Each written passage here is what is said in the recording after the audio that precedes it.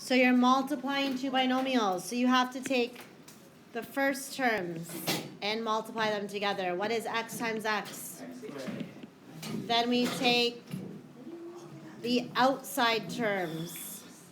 X times negative 7.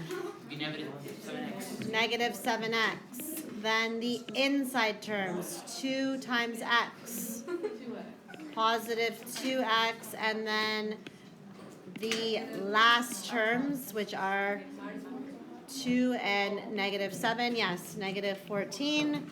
Simplify, add or subtract your like terms together. X squared, there's no other terms that are like x squared. I can't add or subtract that to anything. I have a negative 7x plus a 2x. What's negative 7 plus 2? Negative 7 plus 2. Negative 5x. I can't add or subtract anything to that. And I have my negative 14. That's the final answer. X times 6x. 5x times 6x is what? 30x squared. Good, 30x squared, because we do 5 times 6 and then x times x. Next. Minus 15x. So you did 5x times negative 3x minus 15x. Yep, then? 4 times 6 is 24. Positive or negative? Positive. Okay. X. And then last but not least, Minus 12. 4 times negative 3 is negative 12. Raise your hand if you got that. You know that you can simplify this. You can add these terms together because they're like terms. So I keep my 30x squared, and I'm just simplifying. Negative 15 plus 24 is what? Positive 9x. And then I keep the minus 12 at the end, and that's the final answer. Now, for this one, you're going to have a question like this on your quiz.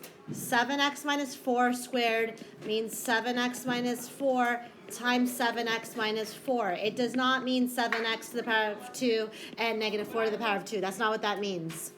This is what it means. You have to write your binomial twice, okay?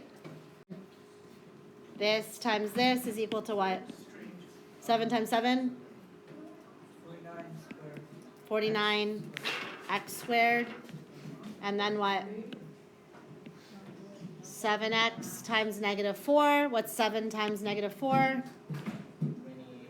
Negative 28x. What's negative 4 times 7x? Same thing, negative 28x. Then finally, negative 4 times negative 4 is positive 16. What is the answer simplified? So we have 49x squared minus 56x plus 16. That's the final answer.